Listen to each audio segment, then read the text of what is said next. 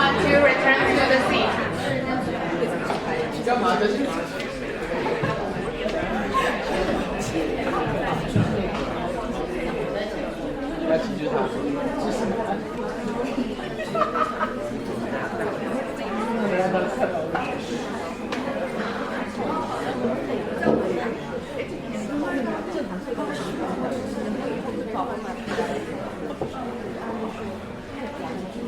Hello everyone, my name is Tian Tian. I hope you all have enjoyed a little bit of coffee break. And we are starting to begin our second session. We now kindly introduce our next speaker. His name is He Yuqi. He is joining us from Zoom. Could our staff maybe help us to connect from Zoom with the screen?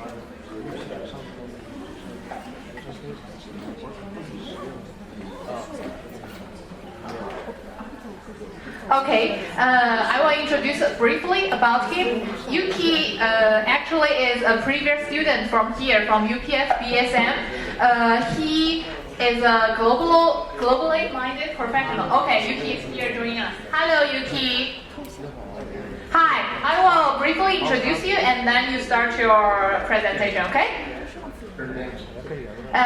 Yuqi has developed extensive expertise in international finance and also a deep understanding of career development opportunities for the Chinese community. He used to work in China Construction Bank in Barcelona, and now he's working in Huawei. So he will share his topic about job search strategy in Chinese-funded enterprise and career planning tips. Let's welcome Yuqi.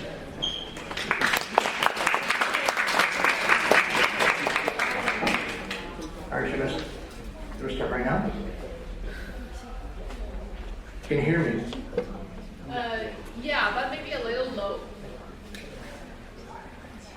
Can you guys hear me? Yeah.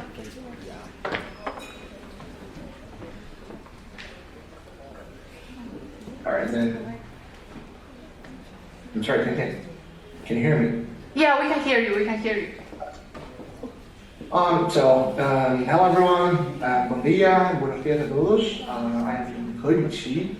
And before I get started, first I would like to express my sincere gratitude towards the organizer, Opistas, and also as well as the host, Tian Tian and Xinzhi, for having me.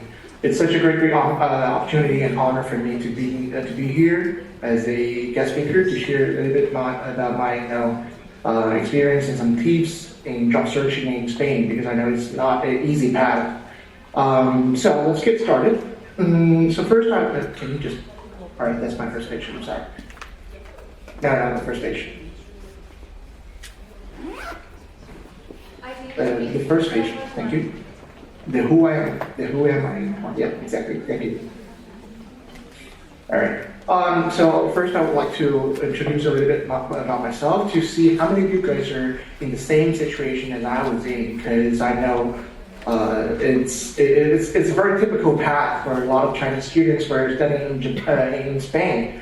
Because first of all, I know there are basically three main categories of Chinese students who are studying in Spain. First of all, is that you were studying Hispanic philology back in China, and you're doing your exchange year, or you're doing a master in Spain, no matter what kind of major you're in. But I know there are a lot of people doing, Spanish philology as well in your master, and also some people choose to transfer to business or communication, or you're still pursuing your master degree in translation interpreting. So that's first kind of Chinese students. And the second one is that you were not studying Spanish philology back in China. You were studying another degree, and you want to pursue a new career here in Europe, so you choose Spain, and you study a little bit of Spanish, and you want to stay here perhaps in the future. And the third category of Chinese students are those who want to upgrade a little bit about your education backgrounds to get some promotion in your career path.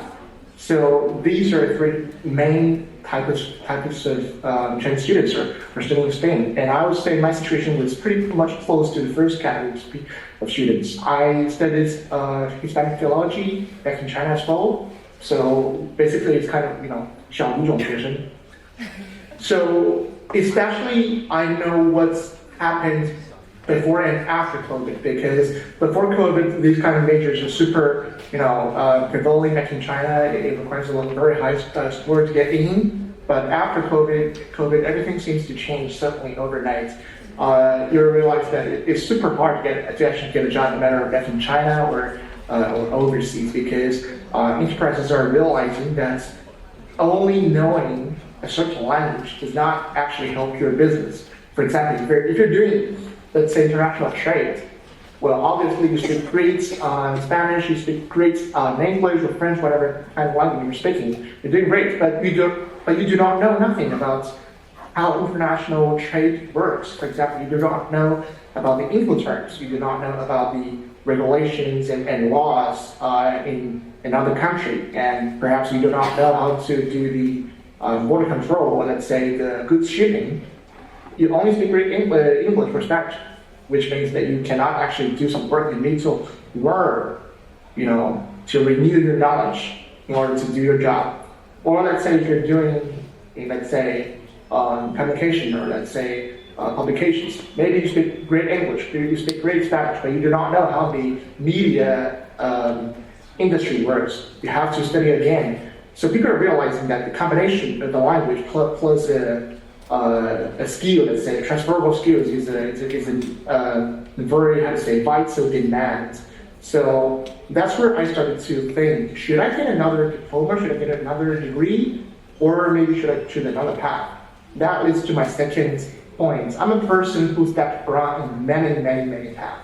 Because I remember when I was in the second or third year of my bachelor, I actually started to think, should I get a diploma in computer science or software engineering? Because everyone knows that those kind of programmers make a lot of money, no matter what kind of company you're working for. Let's say from Amazon, TikTok, let's say ByteDance, Meta, these kind of companies. No matter what kind of coders you're doing, you make a lot of money. So I did actually apply for a university back in Ireland. I was applying for a master in computer science, or let's say software design, which sounds a little bit crazy, because I knew nothing about coding or programming, but they provide conversion program for these non-proficients. But everything seems to change another time, because we're living in a changing era that everything changes so fast. Because by the time that I was applying, Amazon and Twitter, especially Twitter after purchased by Elon Musk, they fired a lot of people. And Amazon stopped their hiring as well. So basically, the whole industry was experiencing a frozen era that nobody is actually hiring. So I was like, okay, should I continue? Because that's going to cost a lot of money to get this degree. And also, as you can see, I'm kind of talkative person. I started to think another path. And I was so interested in political science back in bachelor degree. I did a lot of Modern United Nations conference back in China, and also in New York as well. So I was saying, okay, why not do a political science degree? But then I realized, okay, I'm not from super rich family. Maybe I still need to survive by working by myself. And depending on considering my background in Spanish philology, knowing this language, and also my experience overseas, why not you just do a business degree? Because everyone knows that international trade is still a big thing, and especially the trade amount between China and Latin America is limiting all the time. So I was like, okay, let's do a master's degree in business. So I started to find some interns in business. So you have to thank before, and that was my second page. Thank you. I'm sorry, the third. You have to get some industry insights before, and also you have to position yourself in the right segmentation. You have to know your pros and cons because based on my profile, I know that I do speak several languages. I speak Spanish, I speak English, and I speak Mandarin. And sometimes, some of your dialects can also be your plus, especially if you're from Cantonese area. You can obviously say, okay, I speak four languages, Mandarin and Cantonese in other language. Well, so I say Sichuanese is one of my languages as well, and that actually gives me a little bit, pros. And then considering my international background, exchanging and doing a master here in Spain, so I started to find some interest in business analysis, for example, in Tencent, in working with this kind of business companies. That's the first thing. You have to know yourself. The second thing is that after that, you will need to know a little bit more about this industry because, as you know, I was working for China Construction Bank in Barcelona. I was working for investment banking department where my main task was to do a lot of financial analysis for enterprise and also do mergers and acquisition business. We have a lot of investors from China who are interested in Spain. So before getting that job, I did actually a lot of study about this industry. How does finance work? You have to know in finance there are a lot of categories. Investment banking is very different from commercial banks and also very different from venture capitals. So you have to know which part you're interested in. Then you have to know what kind of abilities that you have is matched with these departments. For example, I'm a kind of talkative person. I would say, okay, this kind of from that position basically are a good match for my personality and my background. So why not? Why not just give it a try? And the second thing that you need to prepare is your qualifications. So as we know, if we're talking about finance, there are a lot of certificates that you can get. As I mentioned here in the slides, you can get CFA. I don't know if you have ever heard of that. It's Chartered Financial Analysis, and then CPA, and also ACCA FRM. These are qualifications that you can get if you spend some time learning them. Some of them they are not easy to get, but if you spend your time and do your work, dedicate yourself, it's not that hard because those are a great plus if you really want to get into finance industry. And but I mean, I would say because we Chinese people we focus a lot about these diplomas, certificates. For example, if you're studying Spanish, you might say okay, DELE or STILE or Transcendental are very important, but yeah, they are important, and as well as these diplomas, but they're not everything. They give you some plus, but they're not, some decisive factors. Well, if you have those diplomas or certificates, it's good. It's a plus. But that doesn't mean that the company has to hire you if you have these diplomas. So that's kind of, some of your skills, but not your everything. And then once you decide what your career is going to be, I think you need to choose your path. Like I said, if you're a talkative person and you are interested in finance, maybe you should try IBD, investment banking. And for example, if you're better in data analysis, maybe you can go to the front stage, the front desk. Maybe you can do some credit analysis, and also, for example, risk analysis. These kind of positions. And that was to my third page. I'm sorry. This. Can you just pass it a bit? Yeah. My advice here is to choose a path and make sure you don't mess up your CV, because especially in this industry, or let's say it's very universal thing that you have to come to make sure the continuity of your CV, because if you want to go into this kind of career path, you have to do the similar positions throughout your whole career. So let's take a look at these two CVs. I don't know if you guys can see clearly the slides. So the left side, this guy was doing a lot of enters in many big name companies like, Goldman Sachs and also, let's see what else, Deloitte, well, securities and these kind of firms. They're very good names. And what he's doing basically focus on credit risk. You can see the first one, the credit risk, and then the global operational risk, and then IBD, and then auditing. So you can see that from his first and second position, he was still looking for what he actually wants to get in. And then once he find out, for example, after the second internship he had in China Galaxy Securities in Hezhenquan, he made me realize that, okay, one of his main point is to do operational risk analysis. So afterwards, in the two internships he did was basically only credit risk.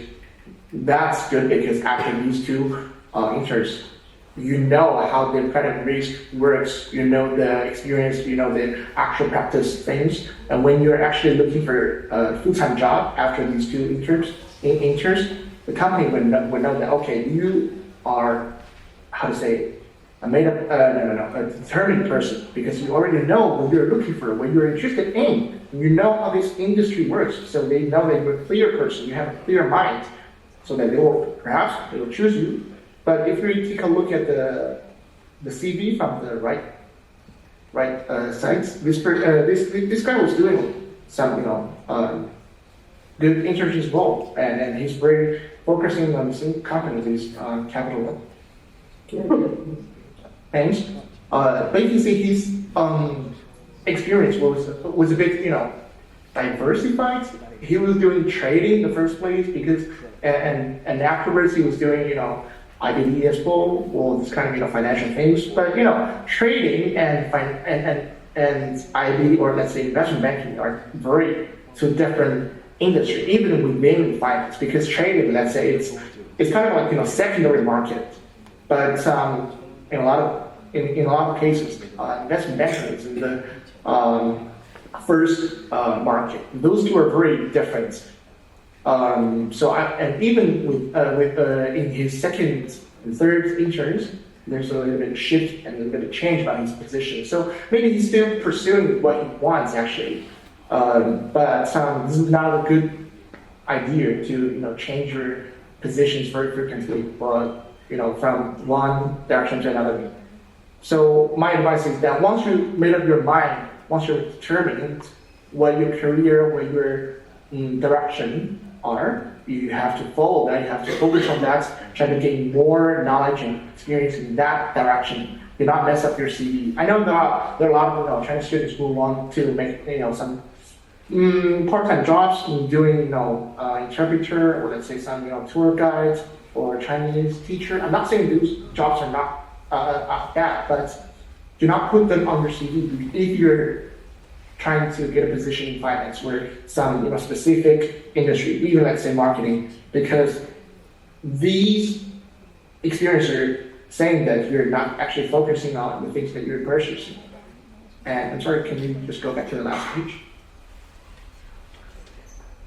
And then another advice is that if you're in your path of going into finance, if you're realizing that maybe it's a little bit hard for you to get into investment banking, maybe you can just try banking.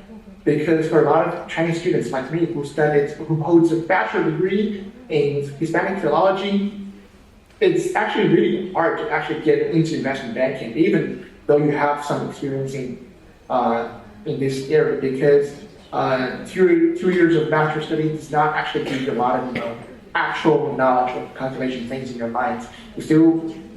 There's still a long path to go. But banking is another thing. Commercial banking is another thing. Maybe you can try to apply for some positions for analysis in Spain, let's say, for example, Santander or ING, because these banks are significantly different from those big names as, for example, we call them BB banks, who are those, for example, Citibank or Goldman Sachs, Morgan Stanley, this kind of investment bankers. Try to position yourself in the right position. And also, the last one is that visa is always vitally important. I know it's not easy to get a working permit in Spain, but there has to be a way. No matter in this specific matter, I would say try to use everything that you can use, or all the tools that you can use. No matter it's good or bad. Some marriage. I'm not promoting this kind of things, but getting a visa is very important. And maybe I'm not gonna extend to that thing that much. And please go back to the second page, please. So after saying all these decision-making thing, I think this part is what you're interested in: how to actually get a job, how to actually get an opportunity, or let's say at least interview opportunity. So my experience was basically in Chinese companies. So I would say networking is still a good thing, because a lot of people were telling me, okay, Yuki, what you're saying is so westernized ways. You're doing this, networking things with these Europeans, but they're not Chinese. Chinese do not do networking. Of course, Chinese do networking, because we are living in the human society, and human is a group of animals who live together, who live in a group, in a society. You have, in order to live in society, you have to have a lot of social networks. So my networking here are there are some advices here. First one is alumni network.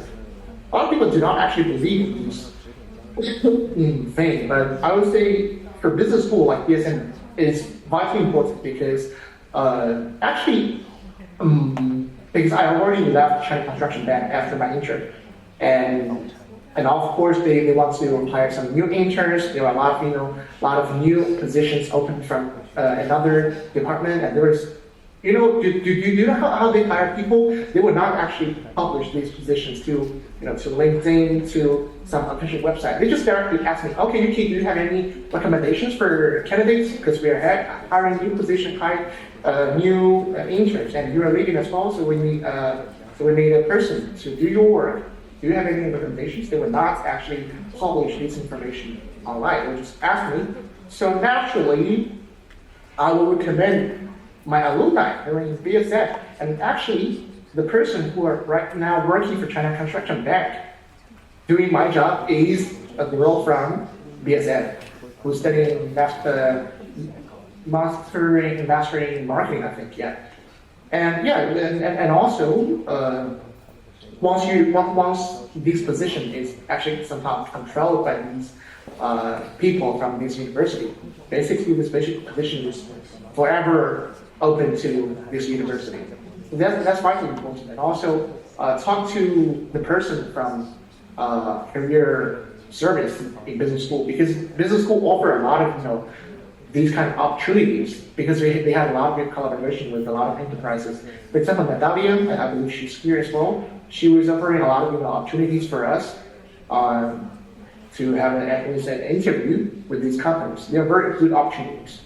And then second is what we discuss all the time, is that use these job searching applications like LinkedIn, InfoJobs, Indeed, Glassdoor, these apps. They're vitally important. I mean, perhaps you would not say, okay, that's very helpful, but indeed, if you're managing your profile perfectly and you keep connecting with a lot of people, maybe they will just give you some opportunities.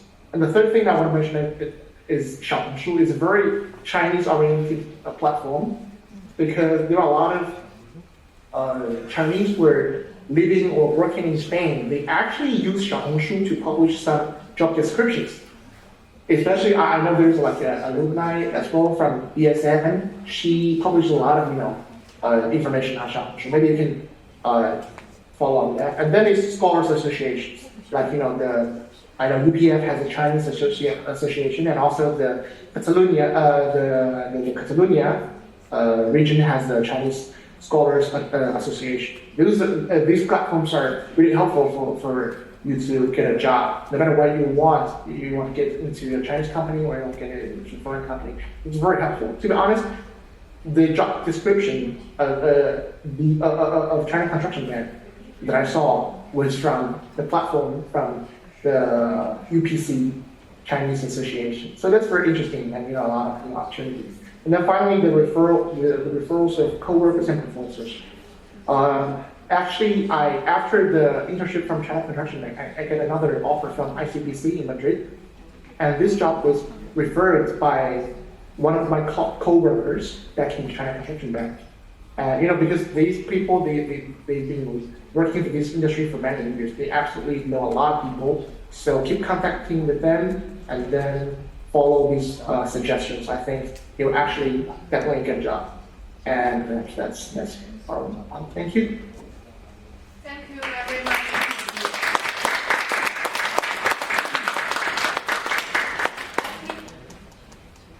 I think Yuqi is like a typical or classic Chinese student profile. I believe a lot of students here are learning like Spanish as their major in university and later pursue a master degree in other aspects.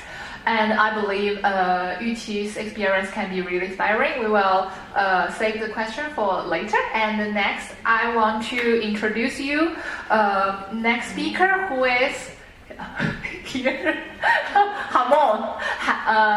Han Mengye, and her Spanish name is Hamon. She always introduces herself as Hamon.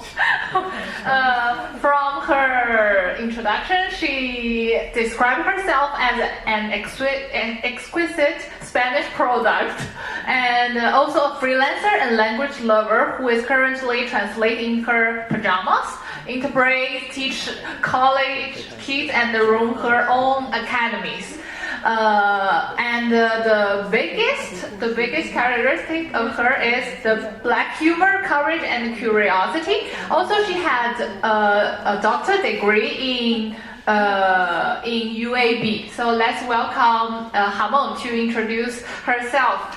And also the topic, how to live happily, translating without dying in the attempt. Thank you, Hamon.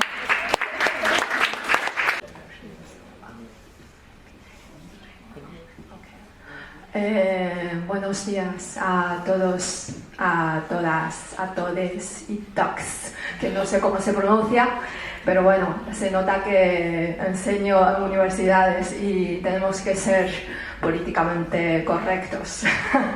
Correctas, correctis, correct, no sé qué. No sé si podemos ir a algún navegador, ¿sí? Porque me ha gustado mucho una pregunta que se ha hecho por el público anteriormente a Tianqi, mi colega de interpretación, sobre si la inteligencia artificial nos va a sustituir o no, porque creo que es importante primero tener la respuesta, porque si no mi charla no tiene ningún sentido. Entonces no sé si podemos ir a ChatGPT, que según una alumna mía se llama Cha Lao Shi. Sí, gracias. La pregunta es, soy traductora, ¿crees que tú, como inteligencia artificial, me vas a sustituir en el futuro?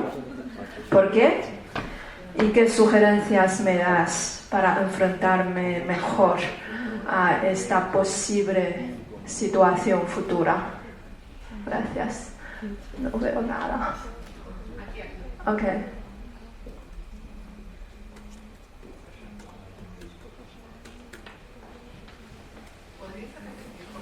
Sí, ¿por qué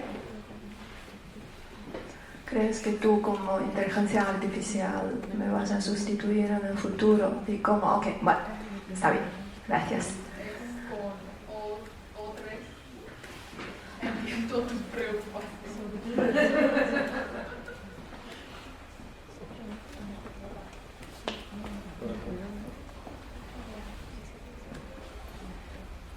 Bueno, un poco a tomar por culo, ¿no? Porque ha sido una respuesta súper larga que no vamos a tener tiempo de leer. Bueno, pero voy a hacer un poco de trampa porque le he hecho esta pregunta 2 veces, de hecho, y esta mañana he vuelto a preguntarle. Y según ella, vamos a llamarla ella, según ella la inteligencia artificial no nos va a sustituir de manera completa. Ojo con los matices, que quizás sí en parte, pero no completamente, ¿vale? Que nos ha dejado algo, por lo menos para sobrevivir en esta profesión. Y lamentablemente entre las líneas estas, no sé si aquí ha mencionado, pero dice que entre las sugerencias que nos puede dar, nos aconsejaría dedicarnos a la traducción literaria, de literatura, de traducción de libros. ¿Por qué? Porque allí está la creatividad, que es algo que no tiene la inteligencia artificial. Por lo menos de momento no la tiene, y esperamos que no la vaya a tener en el futuro.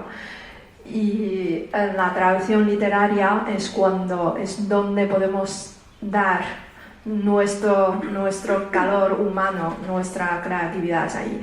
Pero digo lamentablemente porque en la traducción literaria es donde cobramos más miserablemente. Entonces no sé si alegrarme o no. Pero bueno, según ella, mi profesión sigue existiendo, quizás en un futuro a corto plazo, vete a saber. Y entonces voy a mi charla.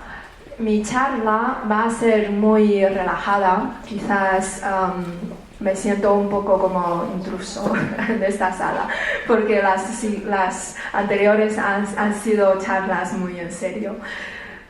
Sí, exacto, voy a ser yo. Y entonces en mi charla voy a hablar un poco sobre quién soy yo, allí aportando mi calor humano. Y luego me gustaría hablar de qué hago para llegar aquí, qué he hecho para llegar aquí y qué hago ahora mismo. Y luego qué voy a hacer de cara al futuro, y ahí voy a hacer llamamientos a oportunidades de colaboración por si alguien aquí presente está interesado o interesada. Creo que la foto ilustra bastante bien quién soy yo, aunque hoy no me siento gata,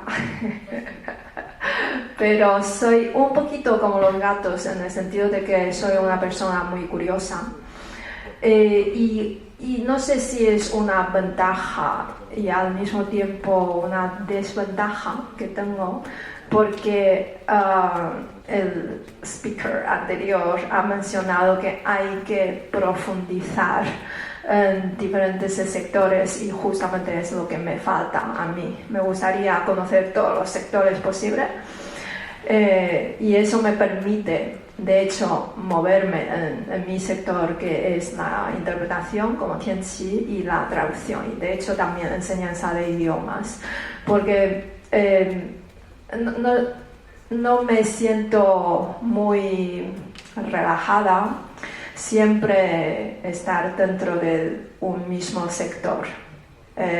Mi curiosidad me va a sacar de ahí y no voy a poder hacer bien mi trabajo. Entonces tengo que escucharme y seguir mi propio camino. Y ahí vemos un gato o una gata escalando, porque ahí está mi nueva pasión de hacer escalada. Y me apasionan todas las cosas que tienen y que tengan que ver con las manos, con lo físico. Y se ve que el gato está diciendo algo. Eso soy yo también, porque como intérprete y traductora y enseñante de idiomas he tenido que aprender bastantes idiomas, entre ellos chino mandarín, dialecto de Henan, si se puede considerar como un idioma, okay. Español, etcétera, etcétera. Entonces me apasionan muchísimo los idiomas. Incluso en su momento aprendí lengua de signos catalana. Saqué C1, pero ahora mismo no sé si puedo decir algo en signos. Así que, bueno, eso soy yo. Y si podemos pasar al siguiente. Sí, la anterior, gracias. ¿Cómo he llegado aquí de ser intérprete, traductora y bueno, tengo una pequeña academia donde enseñamos español, un poco de inglés, a veces un poco de francés también. Espero que en el futuro quizás chino. Yo creo que básicamente hay que las dos cosas fundamentales que me han ayudado para llegar aquí, esto suena un poco de basura, es la bondad, ahí representada por el corazoncillo. Y luego hay un concepto que me gusta mucho, que creo que viene del sector de economía y finanzas, que es el interés compuesto, que básicamente es lo que ilustra por el gráfico allí, que muchas veces al inicio nos parece muy difícil, incluso imposible un camino, pero de hecho tienes que darle tiempo. Al inicio vas poco a poco, a veces quizás incluso te sientes que no estés avanzando, pero verás que el tiempo sí que fermentará todo y te dará el resultado. Entonces veremos ahí, como podemos ver ahí, que la subida está en forma de una curva, que al inicio es muy poquito a poquito y luego llegará el momento de pegar el subidón. ¿Okay? Entonces paciencia y el resto al tiempo. Hablo de la bondad porque muchas veces creo que como mis compañeros anteriores han dicho, por ejemplo, muchos de ellos han mencionado el networking y han mencionado las diferentes recomendaciones entre diferentes personas, colegas, amigos, etcétera, etcétera. Creo que ahí, aparte de las habilidades que seguramente tenemos que adquirir, por supuesto, pero también está en el fondo tú como persona humana. Lo digo porque a corto plazo a veces tenemos, bueno, a veces no, todos como seres humanos tenemos una vista súper corta, lo más corta posible. Entonces a veces decimos, bueno, voy a mentir en este caso, diciendo que soy la hostia traduciendo, que tengo un montón de obras traducidas, que soy la mejor, puedes decirlo, pero ya verás que esto no te va a funcionar a largo plazo. Entonces ahí creo que es importante ser una buena persona para que el networking realmente te pueda funcionar, porque a base de mentiras no te va a funcionar. Quizás al inicio sí, pero al final verás que no. Entonces yo dije que suena como basura porque no tiene mucho sentido, porque todo el mundo sabemos esto, pero estaba reflexionando cuáles son las cosas más importantes. Creo que son estas dos de momento, ¿vale? que quiero enfatizar. Y luego, ahí viene la parte práctica. Olé.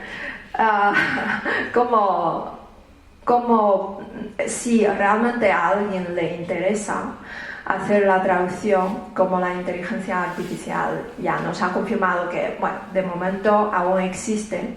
Ahí son los elementos que me han funcionado mejor. Primero, si tenéis conocimientos básicos sobre la traducción, sabréis que hoy en día hay muchas herramientas que se pueden aprovechar, entre ellas yo uso Trados y es una herramienta bastante potente. La tengo comprada, pero bueno, hay maneras si queréis empezar, ok, ahí os guiño un poquito. Y luego hay un montón de asociaciones, ahí viene el tema del networking. Y la que me ha gustado más de momento aquí en España es ASETRAD, es la asociación de los traductores, intérpretes, correctores, editores aquí en España. La ha montado, para mí, la ha montado bastante bien. Hay muchos tipos de formaciones y muchas actividades, muchas ocasiones montadas para el networking. Allí sí que he conocido a colegas colegas que ya están en, para mí, nivel óptimo de traducción e interpretación. Muy buena persona, que repito que es muy importante, así que si os interesa os animo a juntaros a esta asociación. Por supuesto hay un montón. Aquí en Cataluña hay otra que se llama Aptic, que también está bien, y hay otras que podéis indagar por vuestra cuenta. Y luego, entre las plataformas profesionales dedicadas a la traducción de interpretación, está Prod, que es como la clásica. En su momento yo creo que me funcionó súper bien para encontrar mis primeros clientes, aunque he de decir que ahí el precio quizás es un factor que se tiene que mirar con reojo, porque como ya sabéis que está la inteligencia artificial, están muchas personas que no vienen de este sector, que no tienen la formación que tenemos, entonces ofrecen precios bastante bajos. Y bueno, llegaré ahí también. Me gustaría comentar un poco más sobre el tema del precio. Y finalmente el networking, que ya se ha mencionado varias veces. Creo que boca a boca es la mejor manera para una persona perezosa como yo. De hecho, después del primer año de intentar buscar y pescar mis propios clientes, luego ya es boca a boca, te vienen por sí solos, entonces es súper importante. Y finalmente, primero, antes de llegar aquí, me gustaría volver al tema de los precios. ¿Cómo iniciar la carrera profesional en la traducción si no he tenido nunca experiencia? Primero hay que dar mucha importancia y mucho valor a la formación que hemos recibido a los años que has tardado en sacar tu máster y tu doctorado, si es que lo has hecho. Y esto tiene valor y tiene que estar, para mí, reflejado en tu precio. No aceptes cualquier precio que te ofrezcan.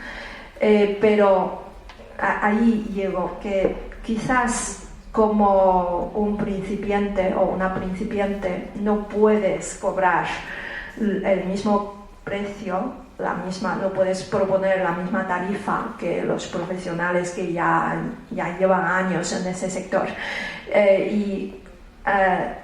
Os propongo algo, que es que podéis empezar proponiendo a los clientes el precio estándar que existe, o en teoría existe en ese sector, pero en la propuesta podéis decir que yo honestamente acabo de iniciar esta carrera, pero sí que tengo un mentor, mentora o lo que sea, tengo un colaborador que sí que es profesional, que me va a revisar mi traducción.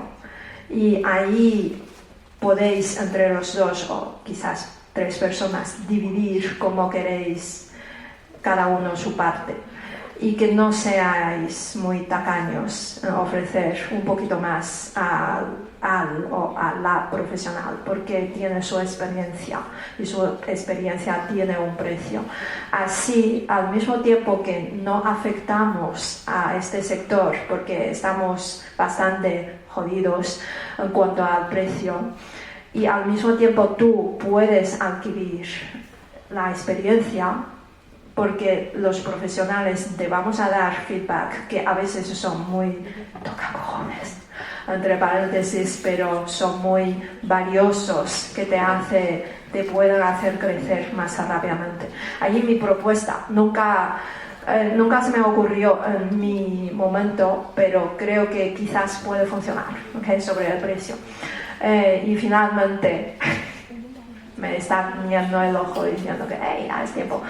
Finalmente, volviendo al tema de ser buena persona, de dar importancia al interés compuesto, de hecho yo estoy en mi mejor momento de mi vida y peor momento también por la alergia que ahora está en su auge. Menos mal que hoy no estoy sacando mocos a tope. Ahí quizás no tiene muchísimo que ver con mi sector, pero creo que son cosas que se pueden aplicar a todas las carreras profesionales, que es que tendríamos que optar por un crecimiento continuo personal. Y ahí, lo siento mucho, pero pensando en un público más bien chino, he puesto 2 podcasts que me han gustado un montón. En el medio que no sale ningún carácter es Wen Zhixiao de Meng Yan, de hecho un señor que se dedica a la inversión. Y luego a vuestra derecha está Zongheng Sihai, que viene de esa chica que está en la imagen, y ella se dedica a los negocios también y tiene un background bastante similar a los que estáis estudiando en Business School. Ella también estaba metida en el tema de finanzas y todo eso. Estos 2 podcasts me han abierto el horizonte en todos los sentidos. El de entre medio es bastante filosófico, pero te dan ideas también prácticas, y de Zongheng Sihai te dan ideas puramente prácticas para que puedas acelerar tu proceso de aprendizaje, que creo que es súper importante. También para ganar más, si queréis algo práctico, porque cuanto más y mejor cuando mejor trabajamos y aprendemos, en principio podemos vivir mejor y ganar más. Ok, entonces ahí cierro mi discurso, que ya se está convirtiendo poco a poco a sermón. Y bueno, muchas gracias a Qian y a Sunny y a Ocvistas, ¿no? Y muchas gracias a todas, todos, no sé qué es, ¿ok? Gracias. Thank you very much to Hamon. Hamon is also like a personal friend, so I can say that she is a vivid example what she has told. Of course, all the practical skills is important for the job searching, but as she said, to be a good person, eventually be the key value. Okay, and thank you very much. And now we will welcome to our professional session. We now here have 2 sessions from, first of all is from Yihan Lu, who is from Huawei as HR. I don't know if she is joining us from Zoom. Can we, yeah. Yes, hello everyone, can you hear me? Yeah, we can hear you. Could you switch the screen for us? Thank you very much. Muy larga, ¿no? Más o menos larga, algunas más largas, algunos menos. Pero sí que es verdad que una vez dentro, sobre todo cuando ya una vez ya consigues tu plaza, te da una estabilidad, digamos, ya de por vida. Por lo tanto, es esta mirada más a largo. No tanto inmediato de necesito trabajo, sino de poderlo ver como una alternativa, ¿no?, al mercado también privado, y que nos permite una carrera, y que nos permite una estabilidad, y que nos permite pues ciertas ventajas a veces que el mercado público privado no ofrece. Vale, ahora, bueno, si vamos a entrar un poquito con el tema de las bolsas de trabajo, porque como ha dicho Yusra, es como el método tradicional para entrar, por lo que hemos dicho, porque si estudiamos para la posición pero no tenemos mérito, vamos a estar estudiando muchísimo temario, pero luego nos faltarán los puntos de haber trabajado dentro. Por lo tanto, ahora digamos que la manera de entrar es hacer los psicotécnicos, hacer las pruebas estas de bolsas de trabajo, entrar haciendo sustituciones, y conforme más tiempo llevamos dentro de la administración, más rápido nos van a llamar y más puntos vamos a ir acumulando para luego presentarnos. Siempre vamos a terminar presentándonos a posiciones si queremos una plaza fija, pero es una manera de poder entrar, tantear si nos gusta o no, y si nos queremos quedar, pues entonces ya nos ponemos a estudiar más a fondo, pero ya sabiendo que vamos acumulando porque ya estamos dentro, vamos acumulando puntos. Normalmente cuando nos llaman para bolsas de trabajo es esto, es para o personas que, por ejemplo, que se han jubilado, que están de baja, ¿no?, para sustituir, o por aprobar programas específicos que no van a tener una continuidad, puede ser de 1 año, de 2 años, y luego ya este programa se deshace, digamos, y por lo tanto, o para picos de trabajo también nos pueden llamar, ¿vale? Entonces son estas situaciones que necesitan personas extras y las llaman desde la bolsa de trabajo. Dentro de la bolsa de trabajo, ¿cómo se organiza? Pues hay 3 bloques, ¿vale? El B ahora os lo explicamos, que es un poco especial, también está en extinción. Bloque A, bloque B, bloque C. Normalmente, si nosotros entramos por pruebas de las bolsas de trabajo, estas pruebas que ha comentado antes Yusra, vamos a entrar en el bloque C. El bloque C se ordena por puntuación que hemos tenido en las pruebas. Las personas que han tenido mayor puntuación están más arriba en la lista y las van a llamar antes. Si tenemos peor nota, estamos más abajo, ¿vale? Una vez nos llaman, aunque sea para sustituir 10 días o para sustituir 2 años, digamos, ya pasamos del bloque C al bloque A. El bloque A son unas personas que ya han trabajado para la administración, se les ha terminado el contrato y por lo tanto vuelven a estar al paro, ¿no? Ya nos van siguiendo. Cada vez nos van a llamar, siempre llaman primero al bloque A. Con lo que imaginaros que ya soy yo, el ayuntamiento, necesito a alguien. Miro bloque A. ¿Hay alguien del bloque A que no esté trabajando? Sí, hay una persona. Voy a llamar a esta persona primero. Hay 4 personas del bloque A que no están trabajando. Voy a llamar primero a la que tiene más tiempo de experiencia en el ayuntamiento. Por lo tanto, si yo ya ha trabajado 1 año y yo he trabajado 5 meses y las 2 nos hemos quedado ya sin trabajar dentro, la van a llamar a ella antes porque ya lleva más tiempo. Y a mí después. Por lo tanto, como más dentro estamos, más tiempo hemos estado trabajando, más rápido nos van a llamar y menos tiempo tendremos entre trabajo y trabajo de estar esperando, ¿vale? Y una vez nos llaman, el bloque A va muy rápido, digamos, y una vez nos llaman del bloque C, pasamos al bloque A, con lo que cada vez nos van llamando más rápido. No sé si se entiende. El bloque B ya ahora está desapareciendo, pero aún a lo mejor podéis ver alguna. Eran personas que entraban por el examen de oposición que generaba bolsa. Estudiabas, a lo mejor no aprobabas pero no tenías plaza, pero te generaba bolsa y te ponían en el bloque B y te llamaban antes que la C. Ahora normalmente las oposiciones que están saliendo ya no generan bolsa, por lo tanto o tienes plaza o te tienes que presentar en los exámenes de bolsa. Vale, esto es lo que os he comentado de cómo se ordenan. Y creemos también muy importante ser conscientes de que a veces, bueno, no sé en China, aquí hay como bastante la idea de que si trabajas para la administración ya está, ya tengo mi plaza, ya me puedo olvidar y ya no tengo como posibilidad de crecer. Si quiero me puedo quedar en la plaza donde me han dado y no hay problema y puedo estar allí hasta jubilarme, pero también hay mucha posibilidad de carrera dentro de la administración pública. De hecho, el ayuntamiento es la empresa que más personas contrata hoy en día en Barcelona. A nivel, o sea, entre todas las empresas, digamos, ¿vale? Porque claro, trabaja mucha gente dentro. Entonces, una vez dentro, podemos movernos, o nos podemos mover a nivel horizontal. Por ejemplo, yo soy una técnica de gestión que estoy trabajando en el distrito de la Champla y ahora pues ya estoy cansada, digamos, de lo que he hecho, quiero hacer un cambio y pido hacer técnica de gestión también, pero para el departamento de gestión de datos, por ejemplo. Las mismas responsabilidades o más o menos mismo cargo, pero en otro sector y por lo tanto estoy haciendo otras experiencias. O la movilidad también vertical, es decir, puedo pasar de técnico de un departamento a jefe del departamento, a gerente, ¿vale? O sea que también puedo hacer un crecimiento vertical hacia arriba también a nivel de promoción interna. Por lo tanto, el entrar no es la final, si nos interesa después también ir creciendo.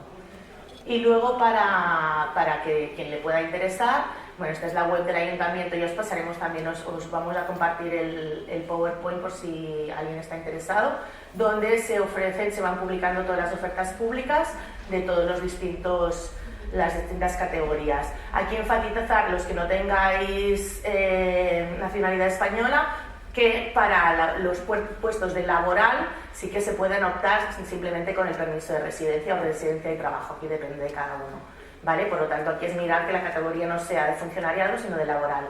Y aquí nosotros también aprovechamos, bueno, este es un ejemplo ya lo digo, de ofertas que se van colgando, ¿vale? Una es una ampliación de bolsa, la otra es las sucursales del 2021, etc. Y simplemente esto, que si alguien estuviera interesado en esta vía, nosotros desde el... de hecho, no hemos presentado el servicio, que sería lo primero que deberíamos haber hecho, lo hacemos al revés. El Servicio de Promoción de la Diversidad, que es nuestro servicio, llevamos un añito funcionando, es un servicio muy reciente, y tiene como objetivo fomentar y por lo tanto dar información para facilitar que la administración pública, en este caso el Ayuntamiento de Barcelona, sea un reflejo de la diversidad cultural y lingüística que sí que tiene la ciudad. Ha habido un diagnóstico dentro del Ayuntamiento donde se ha visto que Barcelona es una ciudad que es muy diversa a nivel de background cultural y lingüístico, y en cambio la administración no hay este espejo de esta diversidad, y esto genera un problema porque se están tomando decisiones y se están ejecutando, digamos, proyectos, etcétera, sin tener en cuenta este conocimiento y este background cultural. Entonces, el servicio nace con este objetivo de poder promocionar, de poder acompañar a personas de otros orígenes, de otros backgrounds culturales, de otros conocimientos también, que están presentes en la ciudad, para que también puedan entrar dentro del ayuntamiento. En este contexto, desde el servicio, aparte de estas presentaciones, también hacemos acompañamientos personalizados a personas que están infrarrepresentadas en el ayuntamiento. Así que, si os interesa trabajar en la administración pública, nos podéis contactar, podemos hacer una cita más personalizada, donde podemos mirar vuestra situación concreta, vuestra carrera, qué oportunidades laborales hay dentro, qué perfiles os encajan, nos puedan interesar o no, etc. Y aquí ya nos ofrecemos por si... Estamos a vuestra disposición. No sé si me eso. Pues nada más.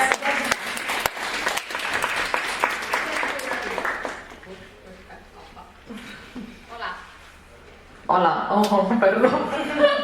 A lot of thanks to the representative from the government. Actually, personally, I already want to order like a consultation session maybe.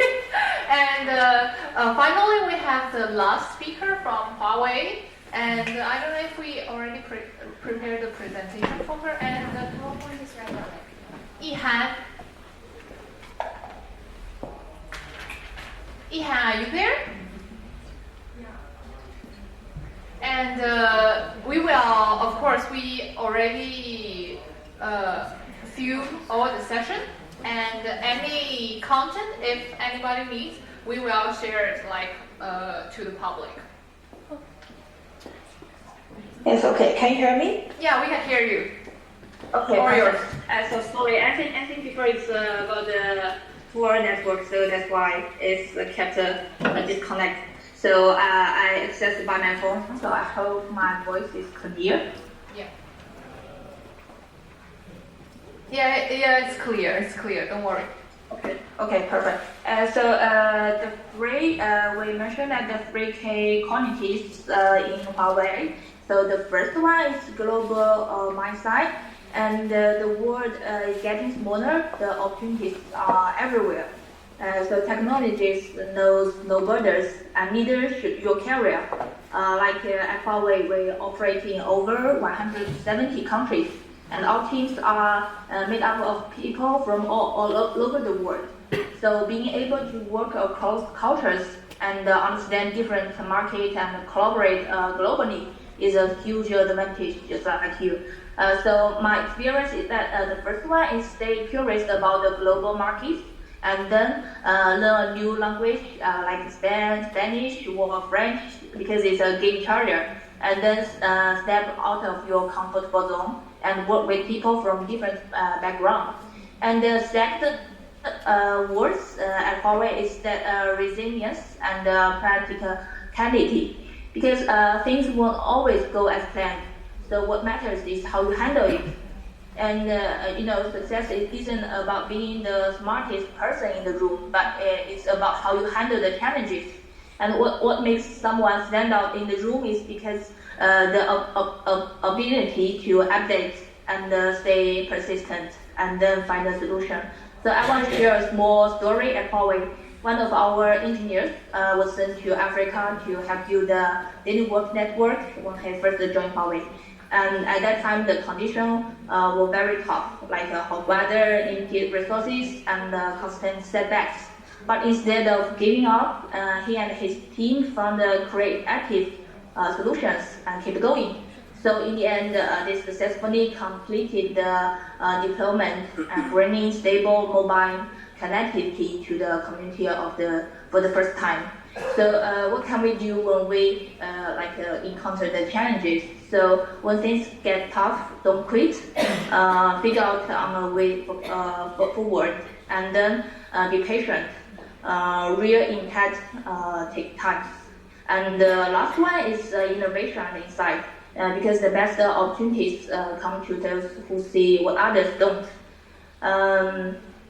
So for example, the tech industry is evolving rapidly, and the people who thrive are those who keep the learning, stay ahead of the trends, and also dare to innovate. And this applies not only to engineers, but also like us, like HR, whether you are in the marketing, product manager, or supply chain. So you need to have a keen sense of the insights is a huge advantage. So I shared my job hunting story with you before. So I will not say it again. Maybe next page, please.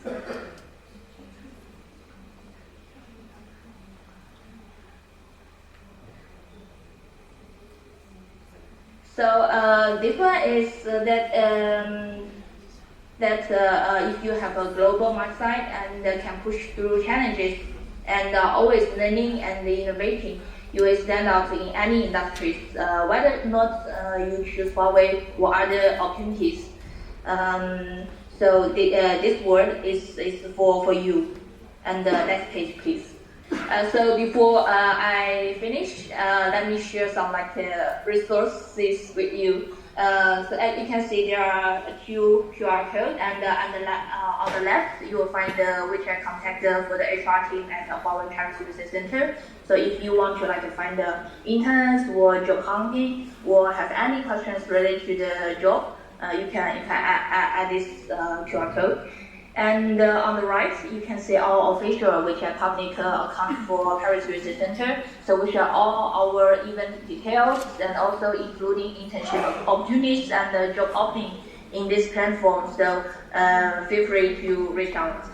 And finally, I would like to warmly invite you to our job fair in Barcelona this March. And this is a very exciting time and opportunity to meet the people at Huawei. So stay tuned if you are interested. And thank you all. And I hope you have a best week. And looking forward to see you. Thank you very much, Yihan. Thank you very much.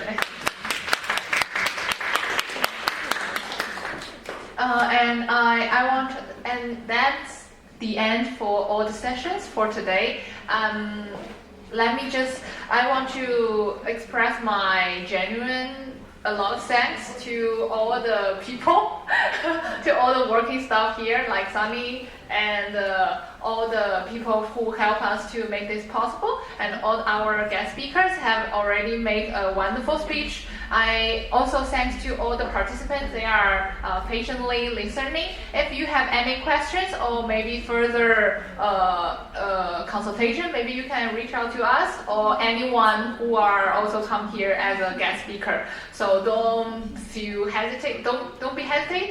Just try to reach out and we will try to help. And at last, I will also, of course, thank you to the part from BSM for lending us this space to make this all possible, and to Natalia, Alva, and Edis. Yeah, the technical team from BSM. And before we conclude, I'd like to briefly introduce our team, like Vista. We trying to become a good connector, to be a bridge connecting two parts, China and Spain, in whether it's in the cultural aspect cultural-wise or the commercial-wise. We have more events planned, and we are continuing trying to make more content. So if you are interested, maybe you can follow us, and of course consider joining our team. And I hope everyone today gained some valuable insight. So maybe for the people who feel comfortable, let's come together and have a group photo at last. Okay? Okay. Thank you. Thank you all.